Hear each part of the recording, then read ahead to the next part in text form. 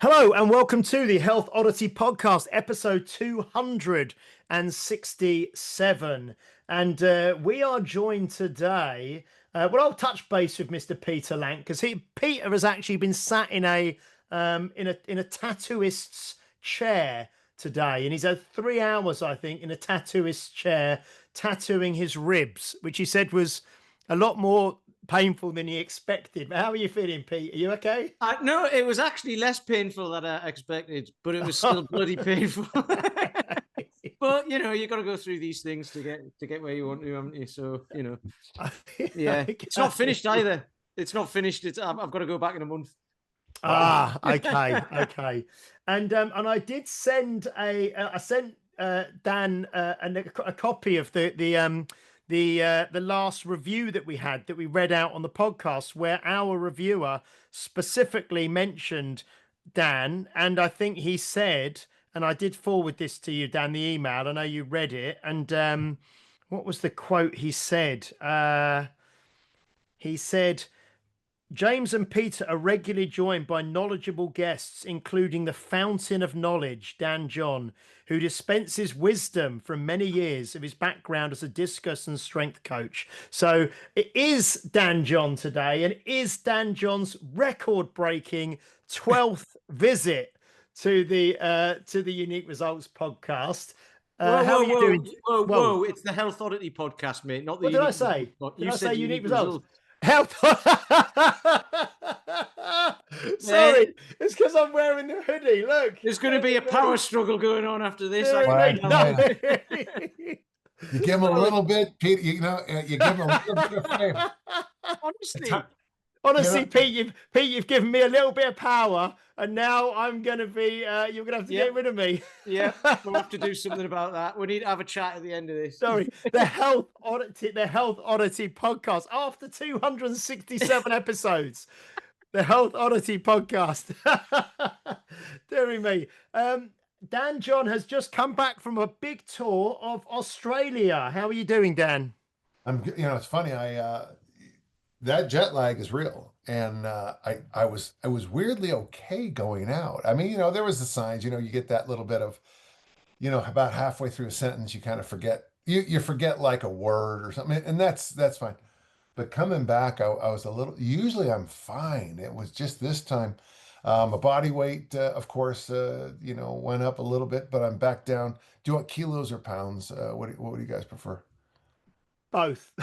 Okay, so the day I left, I was 199, and I've been in the low 200s ever since. The 202, 203, but that's not bad. And my daughter Kelly has this great theory that for every day you're on vacation, you give you 2 days grace coming back, and especially if you travel. And I got to tell you, I trained every day while I was there. I did a ton of time on the beach. I feel great. Piers Kwan is a great host. His group is really good. It's funny. This is a compliment. I don't know what the name of the gym that you have, but I know it's affiliated with the Health Oddity podcast. But your place and Piers Kwan's, your communities are very similar. It would be really interesting. I'm pretty sure that most of the people I work with from Piers' place could fit in perfectly at your gym, Unique Results, and Unique Resultsers with Queensland Kettlebell. It's and I got to tell you, okay, let me keep going. I think that's why I like hanging out with you guys so much. There's a sense of community. I don't feel like I'm battling at war because I don't. If I don't like something, or if I have a different concept, it's not evil or sad, or it's not like the Nazis or the fascists are taking over. It's just that we just disagree. I don't like this exercise and you do. I can see the value. You can see the value of my point. I really enjoy my time with both groups. So so I'm going to be coming back to, what's that gym? It's affiliated with Health Oddity, Unique Results. Yeah. In Essex. I'll be coming back in spring sometime. So that's good. Excellent. No, and we can't wait to have you. That'll be amazing. And I will just say, I usually say at the start, this is going out on the 10th of October. So if you are listening on or near the day of release, it's the 10th of October. And yeah, it would be great. Yeah, we have just had a little chat, and we will be doing our very best to get Dan back over at Unique Results next spring, like we said. And there's lots we got to talk about, but I do have to talk about your book, your new one, which I'm holding up, which is The Art of Coaching, which is also over your shoulder on your bookcase on the video as well. There you go. And I know you mentioned, because I don't know if you remember, but I actually hosted the original. Mhm. You mentioned the workshop. I hosted Yeah. the original Art of Coaching workshop in England when it Yes, was, you did. which must have been, well, it was definitely sort of pre-COVID and all. Oh, it was 10. Yeah, it was easy 10 years. 18, 17, maybe. Yeah, 2018, 2000. Yeah. So the Art of Coaching, I had a team meeting today with my coaches, and we've got a new guy who started with us on Monday called Joe. And I have to say that he's a great trainer, but one thing not in his favor is he didn't know who Dan John was. So yeah, I know. Is that not the first question on the application form? That's a sackable offence. I know. Dan has left. Dan has walked off. Dan has walked off. Is he going to come back? Yes, here he comes. My handler said I had to stay.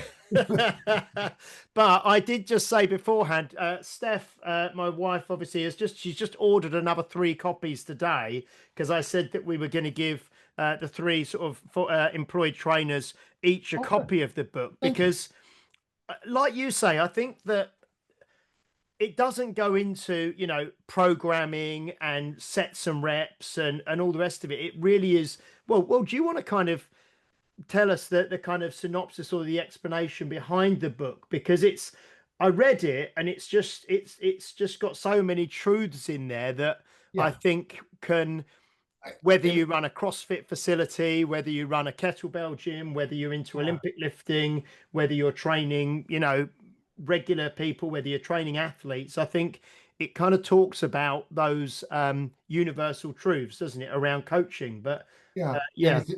I'm glad you mentioned there's no I mean, we talk about systems in there. We talk about, and I think if you have a good gym, you have a system and you don't even know you have it. And I think that's part of the job of your meetings, is to come up and say, what do we do? Just make sure, so if someone comes to our gym and says, I got a new piece of equipment, we got to be able to figure out whether that works. It might be the best thing in the world for, the All Blacks rugby team. And that's a perfect piece of equipment, but it doesn't work with us because of it's too big, or whatever. It could be great for the National Olympic lifting team, but it doesn't work for us. And I think that's why. But one of the things I'm getting a lot of feedback on, and I'm going to explain the book in just a moment, but there are some points. But there's this, I don't even know what to call it. Even in the book, I'm still struggling with a name for it. But it's like, I think there's this between coach and athlete, between trainer and client, there's this energy matrix, and we'll just use the number. It goes together, it goes to 10. I know this. When I'm first coaching somebody, I'd like to think it would be 5 and 5. You've got enthusiasm, and I got enthusiasm for you. So I have 5 bites of enthusiasm. You have 5. Something bad. You fail at the nationals. You have the worst week. Things are bad. Maybe that week I'm the 8 on the enthusiasm scale and you're 2. But at the nationals themselves, I might be in the stands going, I'm 1 and you're 9. And I think it's this idea that sometimes we got to rethink these relationships. And it's just a small little chapter, but I actually think it'd make a good dissertation for a student, a thesis dissertation, to actually the first level would be to talk to coaches, talk to mentors, talk to trainers, and say, have you often carried your clients? Sometimes your clients will carry you. And I think I think that's a natural thing. It was a small part of the book, but that's the one point people have kind of called me up and said, can we talk about this more? Book comes down to this. It's The Art of Coaching. It's real simple, folks. I'll just give you a classic example. I asked James at it's that facility in Essex. It's related to health oddity unique. And I say to James, "Where's the bathroom?" If he says it's right there and he points, that's a simple question with a simple answer. Then there's something like, and I use the example in the book, I think it was Voyager, they figured out within seconds with, at the time, slide rules and paper and physics, that the minute on the clock that Voyager were, enter Pluto's whatever. And they nailed it within seconds. Well, how did you do that? Well, I mean, come on, you need to have where Pluto's orbit is, Earth's orbit. You need all kinds of things about space and, all kinds of stuff. That's a complicated question. And if you took a long time to explain it to me, I'd be okay with it because it's a complex answer. And now we'll move over. If I ask you where the bathroom is and you give me latitude and longitude, and then you give me this, you took a very simple question and you made it complicated. And I give that the highest standard of all, called bullshit. Okay. That is, and sadly, in the field that I work in and I love, this is what happens all the time. People have been asking me about this body composition change I went through. I'm going to tell you what I did. And in fact, right inside my pocket here is my pedometer. I walk 10,000 steps a day. I have I try to strive to be 100 calories in debt every day. So I basically need 26 to 2,700 calories at my size. I try to go 25 or to 2,600. And then I lift weights 3 days a week in a really relatively simple program. That's it. That's what I do. That's the honest to God truth. Those are the three things. And I've lost a pound a year for 4 years, a pound a month for 4 years. Well, when people say, well, what about, and then they always want to know about creatine, they want to know about ephedrine, they want to know about anabolics, they want to know about testosterone, they want to know about none of that, none of it. There's none of that. It's, I burn about 850 calories on that 10,000 steps. I'm in a caloric deficit of 100, which means even if I have occasional screw ups, I'm going to be okay. On the board in my gym, one of my athletes, my All-American discus thrower, she's a coach now, and she asked me to summarize my yearly training. So I put two words on the board. I said the first section when you're working with your athlete, fit goes far, and then once you get into the season, smooth goes far. And she and she goes, "That's it." I go, "Yeah." So most of the year, you get the athlete fit to throw far. And then once you get in the season, you just try to be as smooth as you can. Then she said, well, how do you coach the discus? And I said, you already know it. Stretch, 1, 2, 3, stomp, X, spanky. Those 8 words are all I use to teach a beginner discus thrower, an All-American, someone getting ready for the Olympics. If you look at the discus, it looks really complex. But if you take the time, I can simplify it into 1, 2, 3, stretch, spanky, stomp, and X. And the funny thing is that spanky, stretch,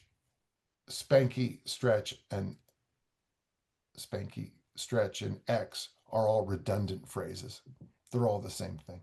Mm-hmm. And stomp and one are redundant. So even as something as complicated as discus throwing looks, if you take the time and the energy to fold your arms and go, let's make it as simple as possible. See, I think that's the art of coaching. And that's the issue I have sometimes. You'll notice in workshops and even podcasts, both you've seen me work. When somebody asks, I hate to call it an asinine comment, but some comment that takes something really simple and really, I wouldn't say I get frustrated, but it's more like, why did you take something that is so, why did you complex it up when simplicity would have been a much better answer? So to me, that's the art of coaching. And then once you kind of get this idea that I'm going to keep things simple, then the rules are pretty easy. Addition by subtraction just still makes me laugh. And I hate to But the best example I can ever think of was my Aunt Pat, my mom's sister, who actually um, Howard Hughes, who was a very famous character in history, actually had a minor crush on. Was my aunt. She was a lovely thing, but she was, let's just say, when she left a party, everybody got a lot happier. And we all have friends like that. I know you, James, have mentioned Peter, but Peter the Fun Sponge. but sometimes, and I found this to be true. You know, about once, I don't do it as often as I used to, but I'd go through my gym, and I just start pulling things off walls. I would throw things away. I would put it on the side of the house. I just get rid of, if we don't use a piece of equipment, I I physically take it out of the gym space. And what happens sometimes is that empty area that was that junk machine we actually honestly never use, but I got it because someone said I should and I don't use it. I'll tell you, I'm at $1,300 is what my Concept 2 rower got, and I took it out and I donated it to a friend of mine. He's a physio, Yep. a physical trainer, we call him here in the United States, a Mm. physical therapist. And I gave it to him because it was just becoming a seat. It was a $1,300 seat and no one was using it. And I know online, everybody does 2.5 hours of rowing every day. I know that's true. And they do intervals of 2,000 meters for 20 sets of that. I know that. But in real life, it just becomes a seat that's kind of fun because it slides up and down. I had this um, a kind of expensive machine. I won't mention it, but it just sat there gathering dust out. I've had hyper extension machines that were poorly made, and you know there's an issue with hyper extensions if you're male, and if they're not made well, they don't work well. Threw it out, all kinds of things, and sometimes the gym is better without it there. In fact, I can almost guarantee every listener, if you just went into your closet, your refrigerator, and it's more than just decluttering. It's addition by subtraction. Mm. It'll be a better refrigerator when you remove those things. It'll be a better pantry with take that out. It'll be a better closet. And I get it. You might only wear your tuxedo once every few years. That can stay. But you know, I don't know, your whatever it is that you just have in there, get rid of it, toss it out, move on. And then, of course, I mean, it's I feel like I'm yabbering on, but to me, um, that was a big part of the book. The idea of the art of coaching, addition by subtraction, and then, of course, anything you add new. Like when I was, you know, people get on me about this, but I basically dumped kettlebell swings because we have two hip thrust machines, and I find I can teach the hip thrust in about 20 seconds. And when I look online about the modern swing, I can't even tell you what a swing is anymore. Mm. You know, when you look at there are actually people teaching this finish on the swing as the correct way to finish. Mm. You know, you might as well just clean it. If you can do that, just clean it. You know, just And I think part of the book as well, you mentioned, I'm jumping ahead a little bit, but you mentioned the risk to reward kind of idea. And like you yeah. say, if you can teach a hip thrust in 20 seconds, and the chances of someone actually injuring themselves doing a hip thrust, even like a banded hip thrust or a body weight hip thrust or anything, You'd is really have to. is it's kind of zero, isn't it? You'd really have to You'd do. really have to go out of your way. I Yeah. mean, Whereas, like you say, the way some people swing a kettlebell, and because the kind of the prevailing mindset often is, it's got to be heavier. If it's not heavy, it's not worth doing. You can, which is where probably kettlebells got the reputation in some way of, they're bad for your back, or they cause you to injure yourself, because you can injure yourself doing something very dynamic, very ballistic with a heavy weight, if you don't know what you're doing and if you're doing it wrong. So yeah. And even if, I mean, let's be honest, the Olympic lifts, if you do them right, they're one of the most rewarding things in the world. If you miss a rep, you could end your career. I mean, so, and if I'm working with you, say James, you hire me because you want to do a Highland Games, James, how old are you now? 47. Oh, by the way, that was the best year of my athletic career, was age 47. That's funny Yeah. you said that. Yeah, the best year of my athletic career. At discus throwing and Highland Games. That's funny. Yeah. Um, but at 47, if you want to do Highland Games, and I said, I might not teach you the Olympic lifts if you've never lifted before, but I would teach you a whole bunch of tools that cobbled together equal an Olympic lift. You know what I'm saying? But they would all be safer choices. 17-year-old James shows up, and I'd be like, this is an Olympic bar. This you're going to fall in love with for the next decade. So, yeah. So, one of the things that happens sometimes is that people will add things, but they don't do the rigor of going, okay, since I've added this, that means I can pull this out. One of the things I mean, obviously I wouldn't say I have a love affair with the double kettlebell front squat, but for nearly everyone I work with, the goblet squat and the double kettlebell front squat are the best squat options they can have. Now, I know there's going to be a powerlifting lifter who just had another heart attack. Okay, that's a joke, another heart. Okay. But I know, but honestly, I just don't see the benefit. Uh, Heavy back squats are a lot like lunges to me. You do them, but I've never had an athlete do there's never been a straight line between we got our back squats up and we threw discus farther. We got our back squats up and played American football better. We did more lunges and, I ran faster. I've never seen it. And so if I can get an exercise that's a lot easier to teach with a lot less risk. So I think double kettlebell front squats are a lot less risk than back squats.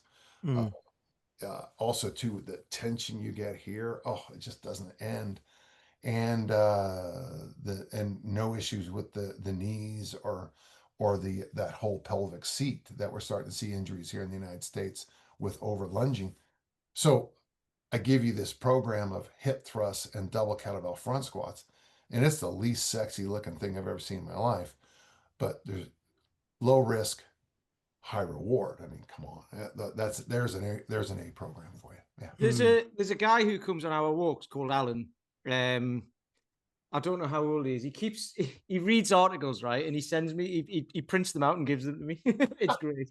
It's like, just send me the link, but he prints them and gives me. But anyway, he said this thing, and I've not heard this before. I was wondering if you'd heard it, Dan, because I think it's basically what you're describing. And he said, you get an optimist and a pessimist described as a glass half full, glass half empty. He said there's a third one, which is the realist who realizes the glass is twice the size it needs to be. And that is exactly what you're describing. I love it. I've never heard that before. I'm stealing that right now. Absolutely, you can have that one. It's brilliant. That is exactly what you're describing in my head. It's like, there's just forget about all that and just reduce down. And then it doesn't matter if the glasses are full or not. It's now full. And I think that really is the second big rule of the art of coaching, is that, you just keep, I'm sure you've done it in both you've done it in your careers. You fold your arms and you say, this is redundant. This is just, so it can be redundant. We already took care of that issue with this exercise or this time of year. Now, okay, we don't need to add more. Enough is enough. And figuring out when you get to what enough is, like you said, I have a full glass. That's full. It's enough. Adding more is just water on the floor. Ooh, and that rhymed too. That's pretty cool. Yeah, I've recently been reintroducing a lot of the ab wheel as well, which I know is one of your kind of favorite, I suppose, kind of like, if you want to call it ab core, anterior, whatever you want to call it, exercises. Because and I think that that's a fantastic exercise that I've been doing with people. And mixing it up to kind of reduce the range to begin with, and I've worked out a way to add like a resistance band to it so that you go out and you get a bit Okay. of assistance coming back, you know. Oh, Uh, oh, Yeah, you know what I mean? So it makes it easier rather than more difficult to begin with. The one I've got what is really works well for that. So people can go out and it gives them a bit of assistance, and then you can reduce, you know, the assistance they get by reducing it, and then they can do it. But everyone's really enjoying that and really feeling oh, it. it And is there. Yeah, such a you can good feel how. exercise, you know? Yeah, Yeah. it is. Well, okay, so there you go. Ready? Ready? Hip thrust, double kettlebell front squat or goblet squat, half kneeling press, ab wheel, suitcase carry. There's the Dan John approved health oddity perfect workout Mm, mm, because they're all easy teachers. They're easy to teach. Um, they're all built in. They got built-in mobility work. You know, the hip thrust is wonders for the hip flexor. mm, And of course, the goblet squat does a lot more than just the quads. The mm, half kneeling press, once again, the hip flexor, and mm, whatever you have to do to hold on here, whatever we want to call this area today. mm, The ab wheel and the suitcase carry. There you go, mm. folks. There's your perfect workout. But still buy the book. Yeah. Because it's funny because, like you said, I think I've been in numerous kind of courses and workshops, and I know I can remember some of them with yourself teaching, and like you say, if something's simple, you've always got someone who puts the hand up and asks a complex question, and I'm never really sure if they're asking the question because it's a genuine question, or they're asking the question because they're trying to show how bright they are, you know, Oh, and use use big words and sure. kind of Well, that show how much they know, really. you've seen it too. You know, the hand will go up. Yeah, Dan, I have a question. I'm strong first level 2, body weight cert. I've done CrossFit level 1. I have a TPG. I've done a 2-day nutrition course. I've done a 1-hour meditation course. Dude, not one of those things has impressed me. But okay. And then they just want the audience to know that they're just doing their Vita for the audience, and Yeah. everything's 2-day workshops, Okay. But yeah, I think there's some truth of it. Tim and I were doing a workshop in a country, and no matter what Tim said, this hand would go up, and he would ask the next. It was like he had watched Tim's lectures, and he was moving to Tim's next point before Tim could get there. And Tim's too kind of a person, but you know, yeah, you see it a lot, and but that's just the way. And I often think, like when I read comments either on Reddit or on my podcast, uh, 8 billion people on the planet Earth didn't know you're a moron, but thanks for letting us know by that comment. So that's what I want to say. So I also, and again, if people don't, maybe you could tell people how they do, but I get your wandering weights emails every single week, which you publish, no matter where you are in the world or what you're doing. Where do people go to sign up to that? Because Oh, I think, Pete, would you double check for me right now? I think you go to danjohnuniversity.com, and I think it's right there when you, oh, to sign up to the emails, I don't yeah. even think you have to sign up. I think you get it, it just comes up, doesn't it? Pete is just Keep having a check talking. at that. Yeah, Keep no, we'll keep talking. talking This isn't because interesting. because the reason I say is because I read your one this week, and we Yeah. mentioned just before coming on that they're always really interesting, and they're great because you kind of talk a little bit about kind of what you're doing at the time, where you are, something, and then you kind of go on to share some thoughts or stuff you're working on. And the one that you just did this week was about kind of game changers, which again, I Yeah. suppose is within the art of coaching, and you being involved in coaching for, over 40 years. Um, Certain things come and go, and certain things stand the test of time, and certain things are what you'd call game changers. They really do make a difference in, your career or your athletic prowess or your strength or whatever. and you gave a kind of a list of game changers, from strength, conditioning, diet, performance, finances, Go ahead, parenting, all these things. go Yeah. ahead, share some. Go ahead, share some. Oh, okay. Yeah, So the three and I think they were coming in threes. So yeah, the three game changers for strength was loaded carries, Olympic lifts, and kettlebells. yeah. Yeah. So I just like everybody else, as a kid, I got the small, 50 kilo barbell, and I did all the 2 sets of 5 of the 12 exercises, and then over time you built that up, and it was great. And then I started doing the, basic bodybuilding that you'd get out of the crap magazines, in my home gym, gosh, I started lifting when I was 8. So and I got my first incline bench when I was 13. I saved money for a year to buy it. And then, but when I met Dick Notmeyer, I started Olympic lifting. I put on 40 pounds in 4 months. I mean, I think I've mentioned this before. I mean, I walked in the house. My brother Gary had just gotten married, so he hadn't seen me in a couple months. I walked in, he looked at me and said, "Holy shit," because I was just such a different looking human. And for me, the Olympic lifts took me from a good, I don't know what you guys, scholastic athlete to a Division One MVP, and that was huge. Later, I broke my wrist, and my doctor said I'd never lift weights again. And my friend Mike Rosenberg and I just started cobbling together ideas about loaded carries. Well, that Highland game season, I show up and I'm breaking all kinds of records. I'm not lifting weights. I'm just doing sled drags, and I'm holding heavy bags, and I'm doing my best to rehab the wrist with suitcase carries and farmer walks and Mm. deadlift walks. I couldn't do any of the exercises if I could carry them, and just completely changed. And then right at the same time, kettlebells showed up, and it was at the national championships when the event kept getting delayed. A buddy of mine just showed up with a kettlebell, and he showed me how to swing, and I did some swings, and boy, I got to tell you, it lit me up, and it got me ready to go and throw. And of course, it also helped my javelin go farther in this event I did called the weight pentathlon. So, and then of course, from kettlebells, I started doing easy strength, which is funny because easy strength is what I was doing in 1965, 66, and 67. Mm. Easy strength is what we used to call weightlifting. Yeah. so, so it all just makes a big, you know.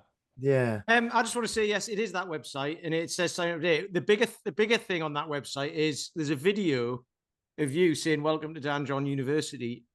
I haven't watched it, but the picture of you on there, the thumbnail, you look totally different. In it, as in you say you've lost weight and you've got healthier and you look totally different. I don't know when that was on that video, and I don't know when the last time you looked at it was. And I'm not trying to kiss your ass or anything. I was surprised. I was surprised because yeah. People when people go and look, they'll see you look totally different. Oh, So thank you. nice one. Maybe we need to redo that video. Okay, let's. I mean, Oh, so I thank also you. saw a photo of you out in Australia on the beach, didn't I? Where you were doing your David Hasselhoff. Yeah, I got to tell you, yeah, I got a lot of as a 68-year-old, I found some of the comments to be a little offensive. I am not a sex object. Okay, I'm a human. I'm a person. Okay, I'm Yeah, not just sorry about I'm not just a, that. I'm not just a piece of meat anymore, Peter. Okay, I have a feeling. Okay, sorry. I'll delete it. So, are you still Olympic lifting now? Are you still competing are you aiming to compete in 2026, or Well, what's going on with you? I haven't. Okay, so generally I compete in our record breakers meet and our state meet, and we had an issue at last year's state meet. A very famous coach had to be escorted out by the local police because he was being. And honestly, I was just I don't. But so right now, I don't know what's going on in our local weightlift. I can't. Every week there's a new phrase. They keep um, we keep getting worse as a country as Olympic lifting, so we just keep changing the acronyms for everything. So our response in the United States when things are going south, change the acronyms. So I'm not sure. I might. I lift. It's usually in October, November, and then in March, but I haven't heard anything yet. And as long, generally about 8 weeks out, I'll start, gearing up. So But to I be honest, suppose that I think that your general kind of outlook, or and one of the big things as well, obviously in the book, The Art of Coaching, is what are your goals? What is your age? It's keeping the goal. And I think you say, don't you, that a coach is something that you get in and it takes you from here to there, and it's knowing where here is and it's knowing where there is, yeah, and I think that at the moment, your emphasis, if you like, or your focus is switched to uh, longevity, living yeah. long, living healthy, dropping body weight, being as healthy as you can be. And I suppose, I mean, I think you're approaching 70. Your performance goals, I suppose you still have performance goals, but they've kind of taken a back, not a back, Very much. slightly recalibrated the hierarchy of what's important to you. Is that fair to say? That is very fair to say. And one of the reasons I do like the state meet is because I'm on a team. So, and I'm guaranteed to win because, I mean, this is going to sound, there's not many people 66 to 70 at my size in the world who can beat me in the Olympic lifts. E- yeah, and how come? Not a lot of guys my age weigh this much. Not a lot of guys my way age Olympic lifts. So if you keep finding a small and small and small enough pond, you can be the biggest fish. Yes. And so it gets back to that half empty, half full. See, I just keep trying to find the glass of water that's small enough that I can be the biggest fish in. So you're exactly right. Um, you know, um, just a week or so from now, I'll be flying off to California for my 50th high school reunion. Now, I remember my dad's very well. I had just gotten back from the Middle East and I was very ill. This is 1985, very sick. I'm going to follow up on this. Let me just finish this out for a minute, Mm. okay? And when I got off the plane, I mean, I was ill, I was sick. And I remember looking at my dad thinking how much my dad had aged in the last few years. Well, I'm my dad's age at that moment. The second thing, he was the only surviving male member of his class at his 50-year reunion. Of course, there was World War II and smoking, but he was the only survivor. And so that really, you know, this event happened 40 years ago, and now I'm my dad's age. The other thing I just want to bring up is last weekend I went to the class of 1985's 40th high school reunion. These are people I taught high school. And I went there and it was their 40th high school reunion. And one of the things that someone said to me is that I looked younger in many cases than my own students. And that, okay, good for me, pat on my back. But I want to be around for the reunions or around for my grandkids.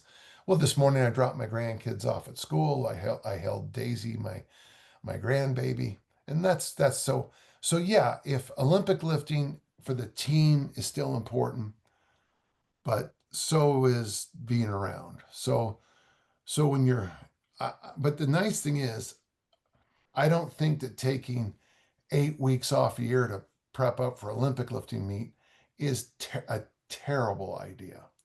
Now, of course, when I get back on the platform, I will be so sore that it'll be hard to forget. Yeah. Mm. Mm. So it's That's amazing because I mean, like James alluded to at the start, I'm halfway through getting a tattoo done, another one. But the quote that's on it is, "If you know the way broadly, you will see it in all things." The from the Book of Five Rings. And you're just describing that now from like you go to a high school reunion of the people you taught, and you look in better shape than a lot of those people who are 20 years younger than you or whatever. But you've been lifting weights and you know, kind of not necessarily being healthy, because you were smashing your body and all that sort of stuff, but you've done enough over the last 50 years. And that is why you started this 50 years ago. And it for me, that just sits really well. And we talk about it all the time on the podcast. I broke my foot 4 weeks ago and I went to get it x-rayed again yesterday. Apparently it's healing anatomically perfectly. So pat on the back for me as well. But the guy said, you know, keep doing what you're doing. It's healing well. You know, you don't smoke, drink plenty of water, all of that sort of stuff. And I was like, yeah, I want to be doing this in 20, 30 years time. And he was like, exactly, that's how it should be. He's like, you treat the person, not the condition. I also found out, sorry, I'm taking over here, but last year or whenever it was, we did the workshop at James's gym with you and Tim. And remember, my toe was sore and I thought it was gout. It's arthritis. I've got arthritis in my big toes. Because they were x-rayed yesterday. And I just asked him, I said, oh, my big toes get sore. And he said, oh, you've got arthritis. But he also said, it shouldn't be, with what you do, you walk plenty, you do this, he said, it'll probably not be a problem for a very long time because you move. But if you stop moving and you stop doing what you're doing, it will become a thing. Which I thought was great because a lot of physios, a lot of people might tell you, you've got this, you know, you need to be careful. He's like, no, keep doing what you're doing. It's fine. Yeah. I'd rather have arthritis than gout. Me too, which is why I'm glad he told me I had also. I was like, yes. I mean, I've got some arthritis. Like my right ankle from discus throwing has it. But it's interesting you said that. Let me just give you a couple real quick numbers. So this year is my 50th high school reunion. It's my 60th anniversary of starting lifting weights. And 100 years ago this year, my grandmother died. My dad's mom died.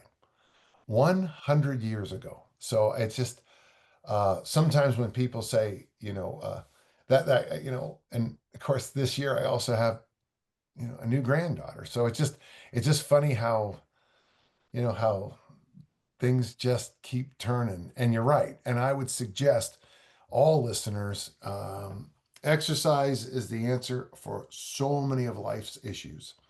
But only 1 in 20 Americans do it. So half claim 1 in 20 do. It's like flossing your teeth.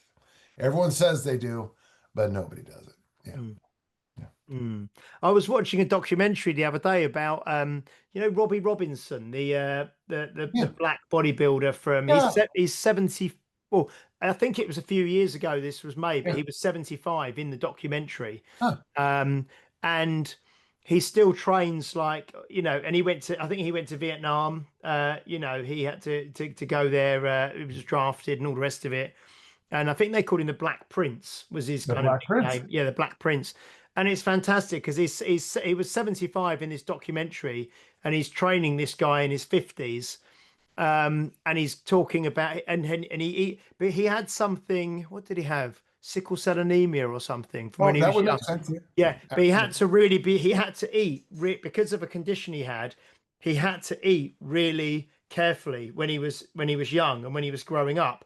So he's always at, you know, eggs, meat, vegetables. You know, he avoided all of the kind of candies and all the kind of crap that his brothers and sisters used to eat.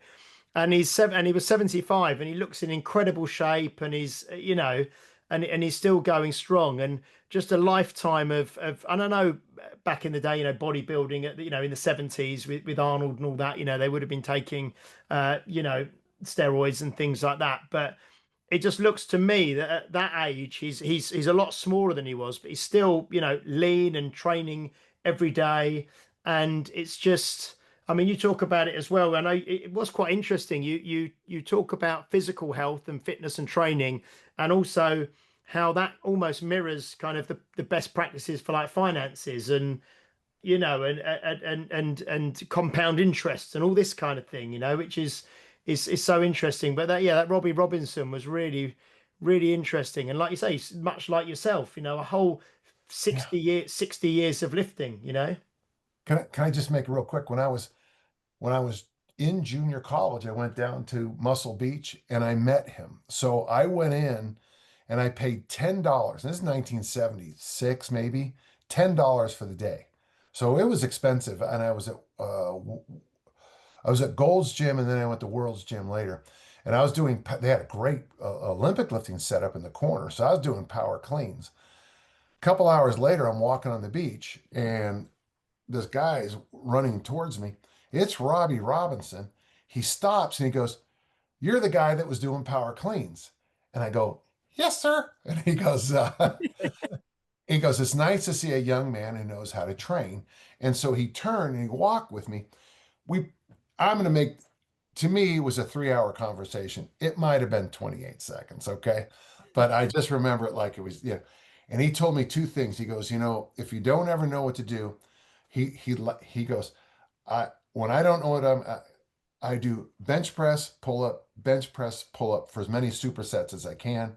And the next day I do straight leg deadlift, front squat, straight leg deadlift, front squat, as many sets as I can. He goes, that's kind of my template for when I just want to stay in shape. And fat loss, he pointed over and there was a stairwell that went from the beach all the way up. It was a good sized stairwell. I'm sure it's in it must be in a lot of things. He goes, you run up and down that a few times, and there's all the fat loss you'll need to do. I can remember that like it was yesterday, Oh, and that was the same year I met Wilt Chamberlain and former world record holder in discus, Fortune Gordine. I met those three people in a tight amount of like weeks. And they all said something that completely changed the way I look at. Fortune Gordine said, when you're in trouble, simplify. And of course, Wilt Chamberlain, the great basketball player, he goes, warm-ups is warm-ups. He goes, his whole point was it doesn't, you can do all the magic you want, but it's only when there's referees and the clock is ticking, that's the only time things count. Yeah. Didn't Wilt Chamberlain? He was in one of the Conan movies, I think. Was Yes, he he? was. He turned up with because I've seen the photo of it Yeah. was Wilt Chamberlain, Arnold in the middle, And Andre the Giant. Andre the Giant, and Arnold looks like a kid, and Wilt Chamberlain must be 7 foot, Oh no, he's bigger too. than 7 foot. Yeah, When yeah. he handed me the discus, okay, I can't even explain it. He handed me the discus like this. He Was handed me was it like the Naked Gun or Police Squad, where it's like you got something on the side of your mouth, Al, and he drops like a banana on the thing. A bit like that, was it? it was he was so big. Mm, It was just he and a guy, Utah Jazz basketball player named Mark Eaton. Not only were they way in excess of 7 feet tall, but he was also proportioned, like this is going to sound odd to your listeners. He was proportioned like a great athlete.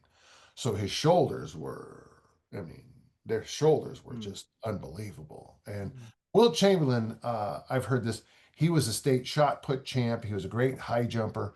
Four-time Olympic gold medal winner. Al Order said it was a good thing the ring wasn't bigger because Wilt Chamberlain would have been the best thrower of all time. mm. That's when a four-time Olympic gold medalist says somebody's better, you lean in. By the way, I just feel like I'm skipping. What are the ones I have on finance? Is it debt free on that list? Yeah, well, I was actually just going to touch on because I was going to say because one on your conditioning game changers, number one was stadium steps and hill sprints. So that just made me think of what you said about Yeah. Robbie Robinson telling you that, which is And Percy Sarity said the same thing. And the San Francisco 49ers in their glory days, Barry Sanders, mm, Walter Payton. This is all American audience references, but yeah, there's hill sprints. If greatness comes from the hill. Yeah. mm. Finances, the three you had down was being debt free is a joy, handle things early in life, and automate finances. Yeah. Yeah. Do you want me to go through any of those? Yeah, I mean, if you can just expand each one just a touch, if that's okay. Yeah. In 1987, in fact, this is you knew Tiffany, didn't you? You met Tiffany. Yes. Yeah. Yeah. We both did. Yeah. Yeah. So before I even met Tiffany, I took a course called Debt Free Millionaire. And even though I was a school teacher making, honestly, I'm not trying to brag. I make more money in probably 3 weeks than I did it in 4 weeks for sure than I did in a year as a school teacher. Okay. We don't get paid well here in the States in schools. Um, so I took the course called Debt Free Millionaire. And so one of the things I've discovered in life and this is an American kind of thing, and I think it might carry over to the UK. Um, Debt is just a burden, and you got to be good. There's good debt and there's bad debt. Eating, if you ate a meal 3 years ago and you're still paying, on credit card on it, that meal wasn't that good. You're paying fivefold what it was cost. Being debt free is just a wonderful thing.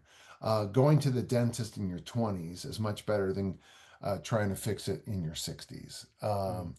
So, and I tell my daughters this, try to graduate with your class. I don't know if this will translate as well, but here in the States, you graduate from high school 17, 18. 4 years later, you should have your bachelor's. 2 years later, you should have your master's. My daughter Kelly took my advice, so did Lindsay, and they both got their degrees as fast as they could. And Kelly has two master's degree, and she took my advice. She goes, Dad, you said years ago she had a chance to get a master's and another one. And she said, in 2 years, I can either have this master's or in 2 years, I won't. It'll still be 2 years from now. But now she has double masters. And because of that, she got this new career that she never expected she would have because it was already in her rear view mirror. So Mm. take care of things you should take care of when you should. If you're supposed to get a colonoscopy every 5 years or whatever, 10, whatever, have it in your rear view mirror. You know, people ask me at workshops, Dan, how do you increase your VO2 max? Because of that Peter Attia book, Mm. which, whatever. And I'm like, well, what's your VO2 max now? I don't know. Well, then how the hell am I supposed to help you improve something you don't know? I need to lose weight. What do you weigh? I have no idea. Well, what the hell? Give me a break. Mm. Mm. What was the third one? Sorry. Was automate finances. Oh yeah. So my entire career since '87, I I've never saved a dollar since then. It just it just comes out. All my it's probably more normal now, but I don't think I've paid a bill in 10 years. I just set it up through the bank. So, Mm. but my investments, my saving, and my bill paying is automated. In Mm. about the second week of the month, I look at my checking account, and that's what I have in my checking account. Mm. All the bills are paid, all the savings are saved, all the investments are automate as much as you can. Uh, Mm. and no matter and automate can be as simple if is getting a set of envelopes if you still love cash. And so I love, by the way, I love envelopes. Envelopes are so underrated. When I'm wow, yeah, this is this is my conversation with my coach from last time. Mm. Yeah. By the way, anybody who coaches themselves has an idiot for a client. I spend a lot of money on my coach, a lot of money, and I strongly recommend everyone do that. Mm. But I mean, if you get paid 1,000 and you get it in cash, put one envelope that's savings, one envelope to invest in bills, and whatever your system is, have a system in the same way. My movement matrix, right? That's my system for organizing strength movements. Mm. Well, you need a system we humans love systems. Mm. We're constantly trying to control our environment. So control it. Yeah. I think I've just kind of struck me. It's probably not anything. It's probably you can see the parallel as well. But the being debt free is a joy and handle things early in life. Um, and when you say, I don't know if it's Percy Cerruti or Clarence Bass who said that, how would you deal with being overweight? We don't get fat in the first place, kind of thing. Devaney. Is Yeah. that, yeah? Oh, Art Devaney, yeah. So it's kind of like that being debt free is almost allowing yourself to get too out of shape is almost the same as being in debt, isn't it? And you have to kind of pay that off, and work that off over time. Whereas if you can have a system for managing that in the first place, and it's obviously easy to say, and it's Well, but it's easy to do, really. It's yeah. at my age, I should probably have 120 dental checkups under my belt. I probably higher, probably maybe I'll probably at 130, 135. 130 dental checkups at my age, probably more because I go 3 times a year to the dentist. I pay for it. So that's because I think that it's a very inexpensive achievement. Well, how much information do I have about my dental health? How much, I mean, if something comes up, it's always extremely minor with my dental health. Uh, I didn't mention, I haven't mentioned this, but Dr. Bernetti, so I taught him in high school, and he's been my doctor.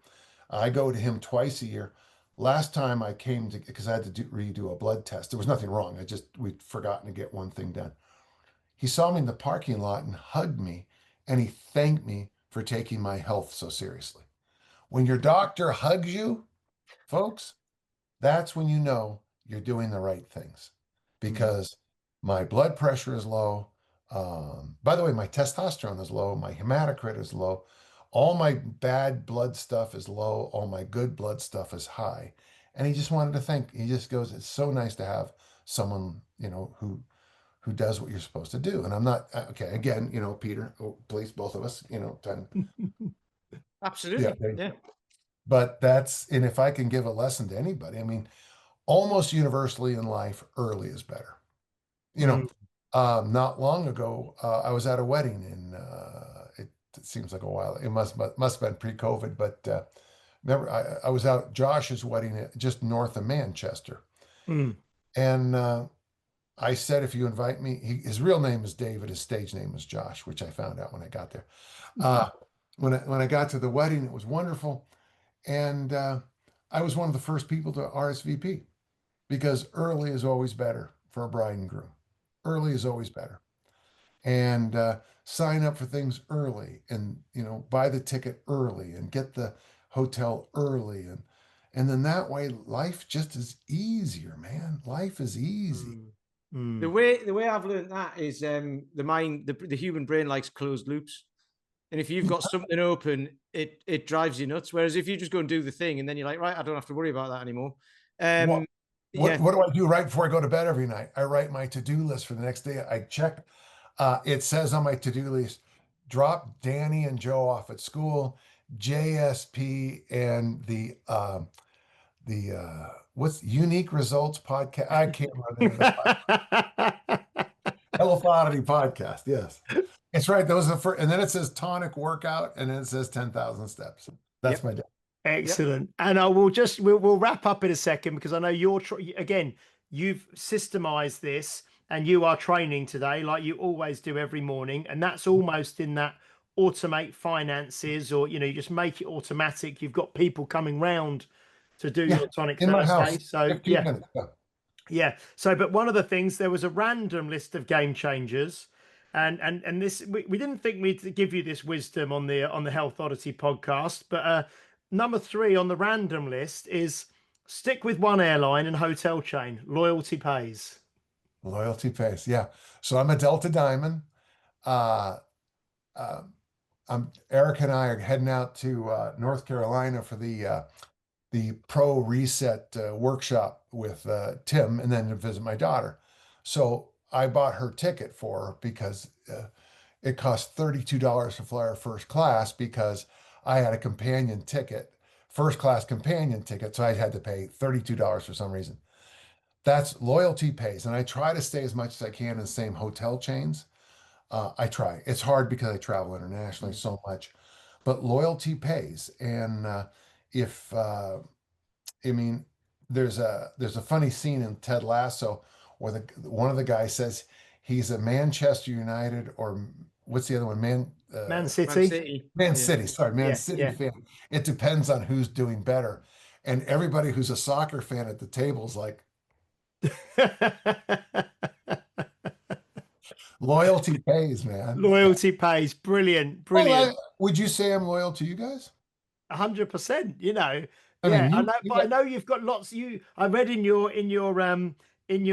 thing, you said that you've got lots of podcasts this week. So you're loyal, but you're not. What would the word be? You're not monogamous in your podcast.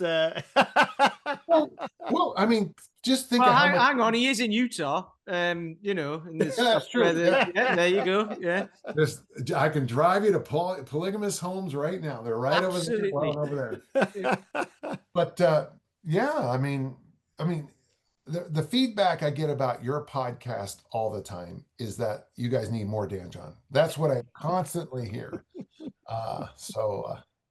Excellent. Well, it has been a pleasure again. I'll Oh, just hold the book up, The Art of Coaching, Dan John.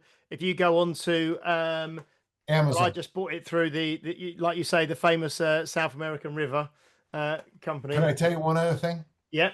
The time this podcast comes out, the second armor building formula book will probably be available. Excellent. So, I did the proofs last night for way too many hours. and will that be from danjohnuniversity.com/bookstore?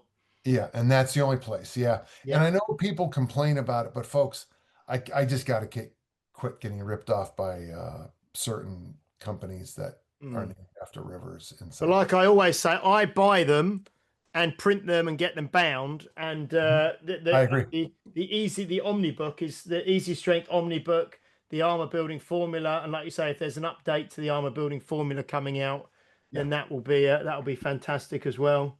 So a friend of mine bound them for me, and the problem is the print is so small, I can't. Yeah, so mine's like A4, nice. Me too. Nice, yeah. So nice big size. those are my copies right there. The ones. Yeah. Yeah. Oh yeah, my office and the new addition right there. I have a record player in here, so yeah, so I can crank out the LPs. So listen, love you guys. Looking forward to seeing you again, folks. If you ever get a chance to go out to Essex. Oh, by the way, a friend of mine was just went to.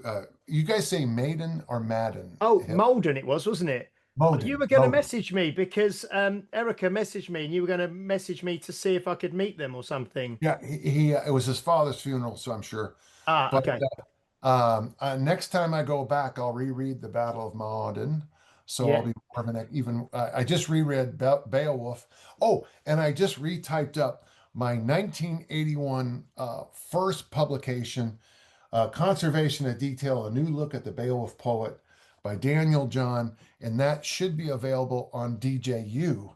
So when I was in Australia, I'm going to talk for another minute. So my friend Piers' daughter, Abby, was fascinated. So I reviewed Beowulf for her. And then I realized that I retyped this entire paper that I presented at the Rocky Mountain Conference on British Studies, and all of a sudden I just got the love again for Beowulf and my Anglo-Saxon. My earliest work was Anglo-Saxon history, basically the Beowulf and the whole concept of Megan fate. So enough. God, listen to me. So that's. Next year, is it going to be Tim as well over with you, or is it just? Would you like Tim with us? Well, which? Just say yes. Yes, yeah. I take it as you're probably already committed to what you're doing, but if we can fit something in, it would be amazing. Yeah. Well, we could. Yeah, I already have. I'm thinking I think we'll do something. Now we have a workshop in Scotland too, just a day or two, but. And then we'll just make a little loop. Thought we'd make a little loop of the island. Yeah. Yeah. That'd be amazing. Yeah. And I would like to go to Cornwall because of because of the pictures you sent me. Hey, I got to purchase one of those. Where? You have to actually get that at Tintagel. They won't sell it online. They might sell one online, but it's from English Heritage, so that's a replica of the actual thing at Tintagel. Yeah, so I have that in my backyard, a 16-foot statue, the same thing. But it'd be nice to have one for the house. Brilliant, Dan. Thank you so much. Always a pleasure. And if you don't, if you don't follow Dan John at the moment, please do go on to Instagram at Coach Dan John. If you want to buy any of Dan's books, which are all fantastic, go to danjohnuniversity.com/bookstore, or is it on Target? the old books that you've got. Yeah, and those are mostly on target. OTPpress.com, OTPpublishing.com, but they're on Amazon. Whatever you decide is fine. Thanks for, and by the way, James and Peter, thank you for always for the support. Love it when people talk about my products. It's nice. Don't worry, I don't. I can still I have enough money to feed the dog. I go hungry. But thanks for helping out the business. I really appreciate it. Yeah. Brilliant. And then hopefully we will see you in person next spring in England. If you say yes, we're there. And Erica will be there. And if you want, she just did a workshop on sexuality in Australia. And I got to tell you, it was really well received. It's a topic people don't talk about in physical fitness at all. And yet, boy, did she hold that at a gym or somewhere different? You could just do it in that little area we always go. And yeah. Cool. Brilliant. Just an hour, whatever. Yeah. All right. Excellent. No, definitely. Brilliant. Enjoy your training, Dan, and we will see you. We'll see you soon. Oh, those guns. Brilliant. Thank you, Dan. Thank you, everybody, for watching and listening. Please do like, share, subscribe, leave a review if you're watching or listening on a platform that allows you to do so. Especially Apple Podcasts is where we're trying to get reviews on there. And if you do that, we will read it out on air and send you out some free merch. Until next week, thank you very much, Dan. Thank you, guys. Wonderful time. Wonderful. Thank you very much, Peter. You're welcome. And we will see you next week for episode 268. Until then, bye-bye. Well, hey.